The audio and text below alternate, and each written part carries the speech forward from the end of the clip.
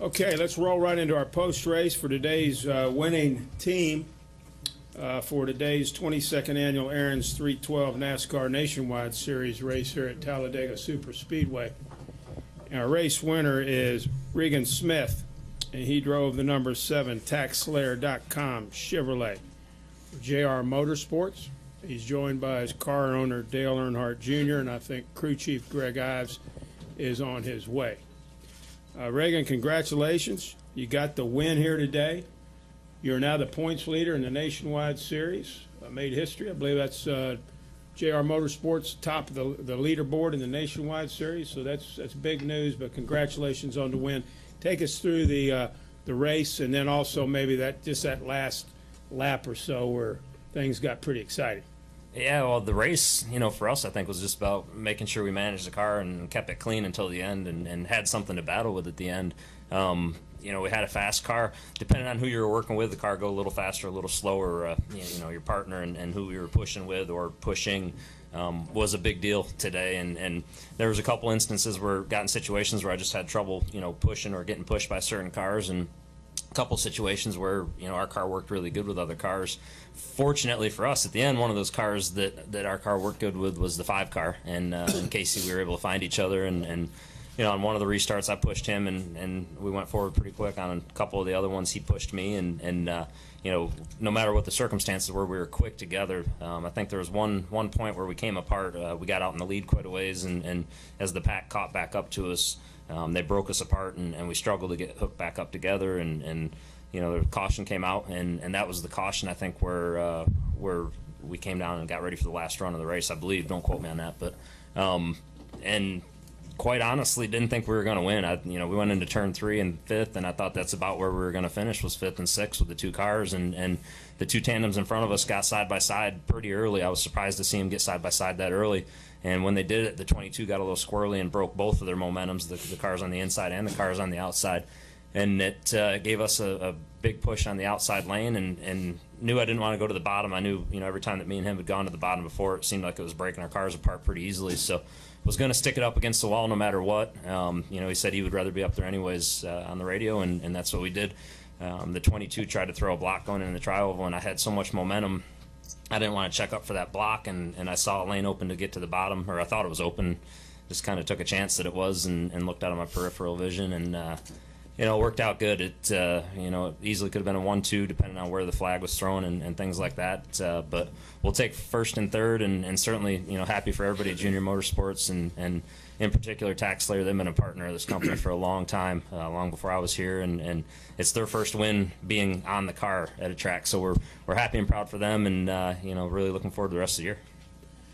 And Dale, congratulations on the win. You had a super performance by both of your teams out here today, and just talk about what it means to get to victory lane.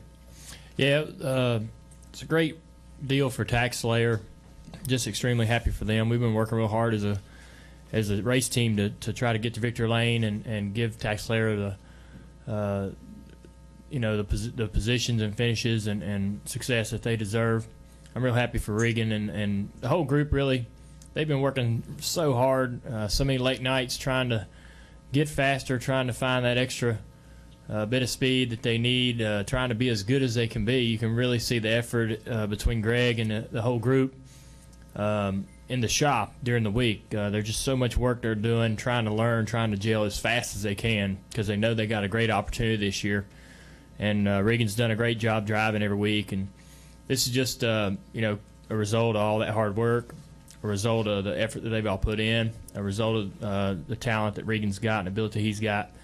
So we're just thrilled that we're in this position, that we seem to have put a lot of great pieces of the puzzle together to be able to accomplish things like this. Take questions now for Regan or Dale. If you have one, raise your hand. I think Lee had one, and then we'll go to Jeff. Right over here, Lee in the pink, and then Jeff. Lee Spencer, Fox Sports. Regan, you feel a little bit of vindication since you kind of had one taken away from you here? Yeah, I was having flashbacks sitting on pit road. I'm not gonna lie. When they were making the decision, I was like, man, I hope we got it. I'm pretty sure we got it when the flag came out. I saw the lights come on, and I knew I was ahead when the lights came on.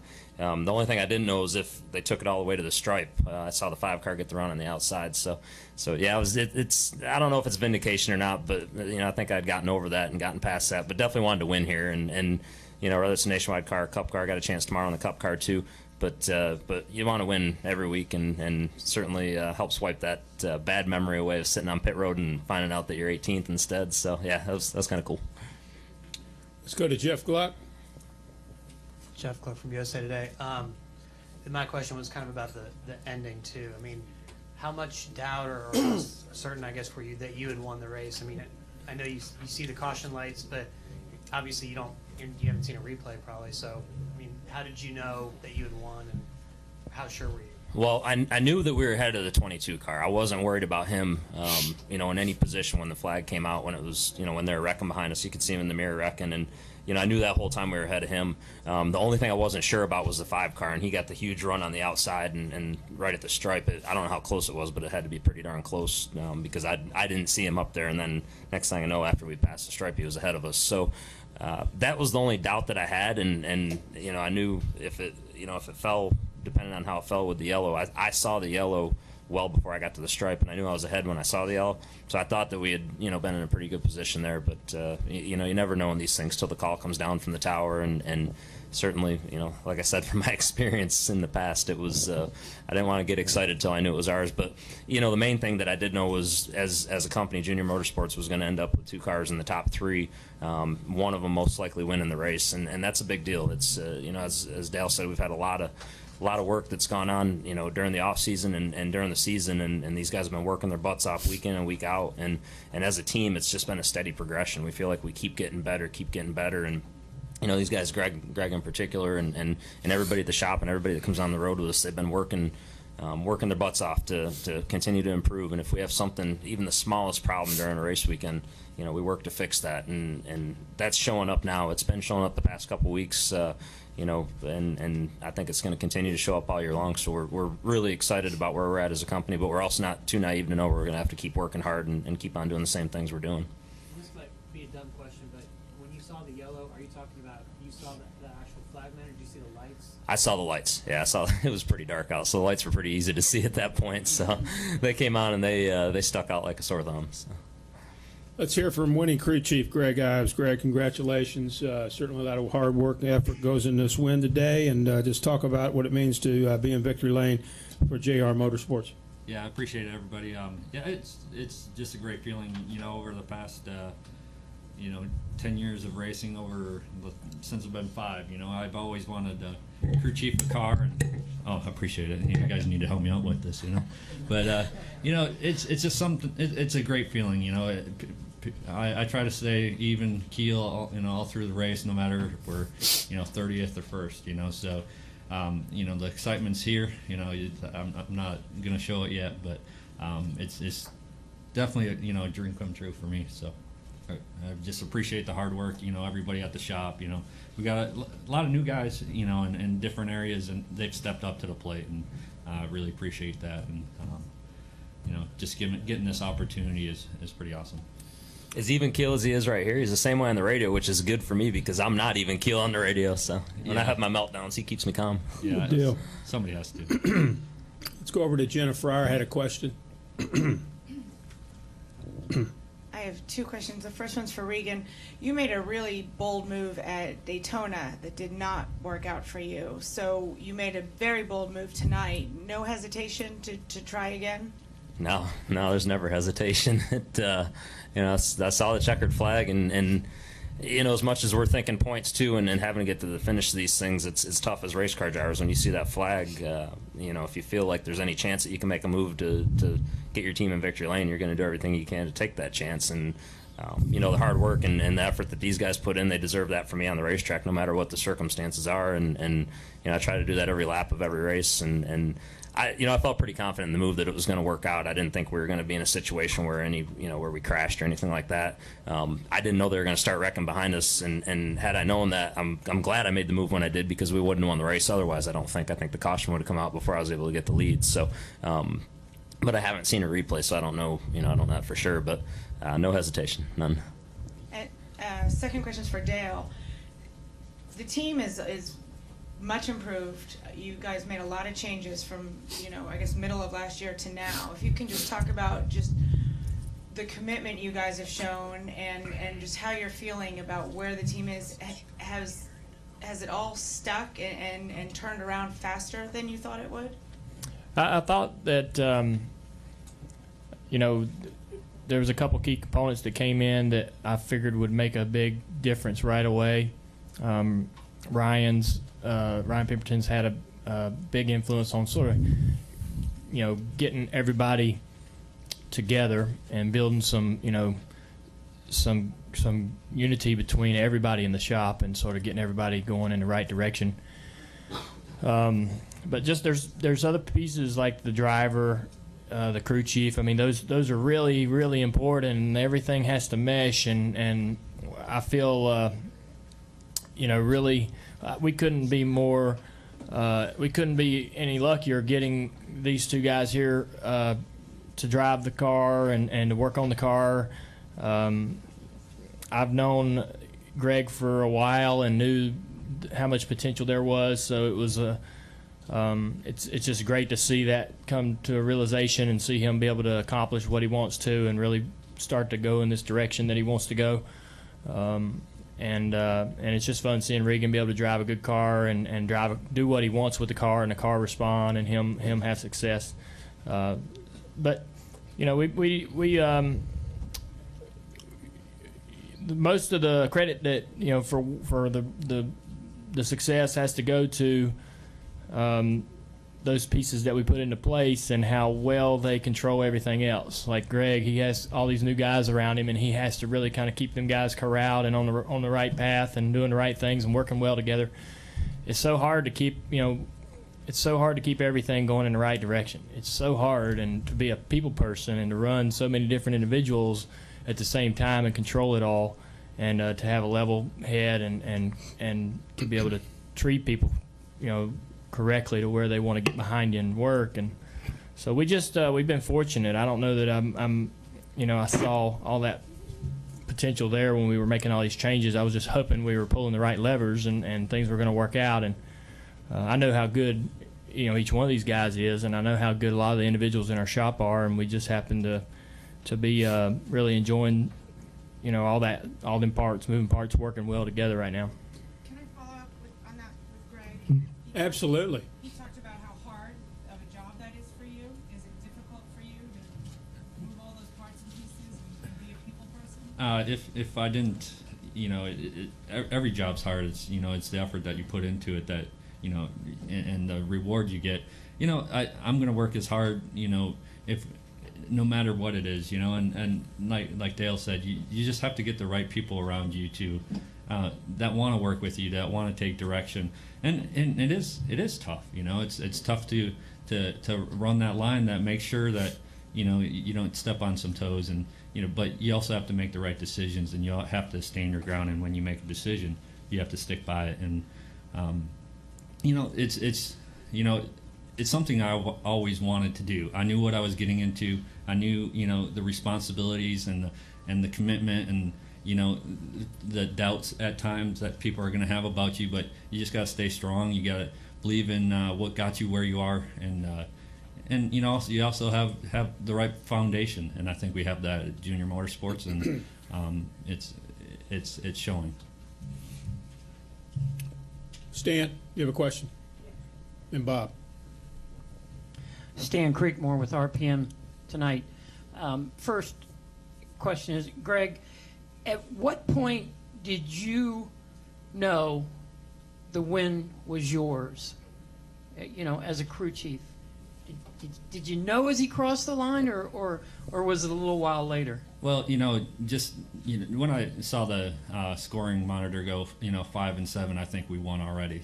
With the, I think of the 5 team as my team, and same with Mike. The 7's his team, and that's the biggest thing. I want wins, as a crew chief, but I'm not that egotistical. I want wins for Junior Motorsports, and whether it was a 5 or 7, I felt like we won. And coming up and having the 7 win, that was even better. So like I said, wins come when you least expect them sometimes. And I just know that I got to put the best car out there each week. I got the driver to do it. I got the team, and the wins are going to come. And you just gotta know that chance is there, and then move on when you get it. And for Dale, in the final laps, how involved were you with what went on? Did you have anything to say? Oh, I was just watching the TV like everybody else. We was just sitting in the bus just watching. I really, I don't think that there's anything that I can do to help the team. They have all the people there. Greg's running the show from the pits, and Regan and TJ. TJ's one of the best spotters in the business, and I know that he's, Regan's in good hands. So you just sit there and kind of watch it happen, and just like everybody else. Go ahead, Bob. I'm sorry, Stan. Finish.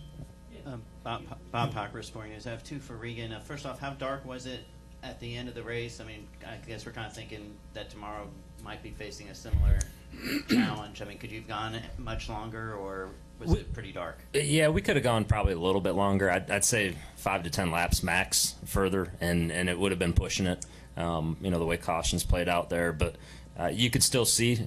Fortunately, there was a couple cars that were really bright out there, and you could really see those, so that helped out a little bit. But it wasn't a situation where it was unsafe or anything like that. It was okay still for a little bit. And I'm curious. I mean, you had the finish here that you thought you won, and you didn't. And then you had the incident in Daytona, where you tried to throw a block.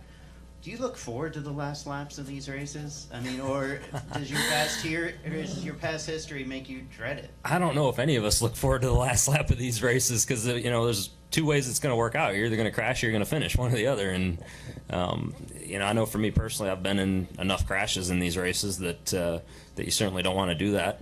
But at the same time, you do everything you can to put yourself in position to be able to make the move to win the race. And we were just fortunate enough that was the case tonight. I think that it was the case at Daytona too, and unfortunately it just didn't quite work out the same way. Not of anybody's fault or anybody's doing. It's just hard racing at restrictor plate races, and it's the box that we're put in with the restrictor plates and with what we're doing with the push in the cars and stuff like that. So I don't know if I do or don't look forward to them. I look forward to them when we have the outcomes like this, and when we don't have outcomes like this, I don't look forward to them. How's that sound? Makes sense. Any other questions? Reed? Reed Spencer with NASCAR Wire Service. Congratulations, guys. Regan Casey said that he was surprised to see the caution lights come on as you guys were approaching the line. He expected them to let the race play out. Were you surprised too when you saw that? Yeah, I was surprised that they came out, but I was more surprised when the 5 car had the run that he did, because I didn't, when I turned left and I wasn't a good teammate at that point. I left him hanging, but I saw an opportunity to go down there and win, and the 22 car got hooked on my door, and we were just stuck together. TJ kept on the radio. He was like, get away from him, get away from him. I'm like, I can't really get away from him. We're kind of stuck together right here.